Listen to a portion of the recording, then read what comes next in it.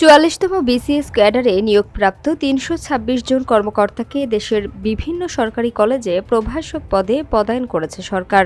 শিক্ষা মন্ত্রণালয়ের মাধ্যমিক ও উচ্চশিক্ষা বিভাগ থেকে মঙ্গলবার জারি করা এক প্রজ্ঞাপনে এ তথ্য জানানো হয়।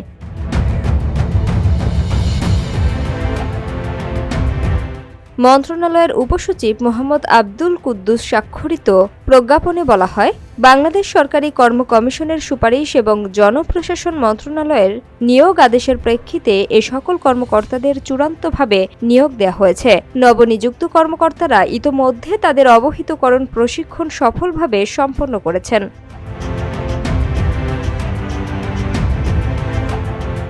প্রজ্ঞাপন অনুযায়ী প্রাথমিকভাবে ৩৪৮ জন প্রার্থীকে সুপারিশ করা হলেও চূড়ান্তভাবে ৩২৬ জন কর্মকর্তা যোগদান করেন।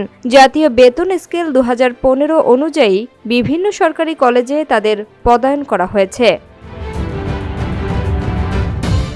এতে বলা হয়, নিয়োগপ্রাপ্ত কর্মকর্তাদের নিজ নিজ কর্মস্থলে ন্যূনতম ২ বছর কর্মরত থাকতে হবে। এ সময়ের মধ্যে অন্য কোথাও বদলির কোনো আবেদন বিবেচনা করা হবে না। জনস্বার্থে জারি করা এ আদেশ অবিলম্বে কার্যকর হবে বলে প্রজ্ঞাপনে বলা হয়েছে। সংশ্লিষ্ট কলেজগুলোর অধ্যক্ষদের নির্দেশ দিয়ে বলা হয়, কর্মকর্তারা যোগদানের পর সে সংক্রান্ত প্রতিবেদন আগামী ২৫ মার্চের মধ্যে মাধ্যমিক ও উচ্চ শিক্ষা অধিদপ্তরে পাঠাতে হবে।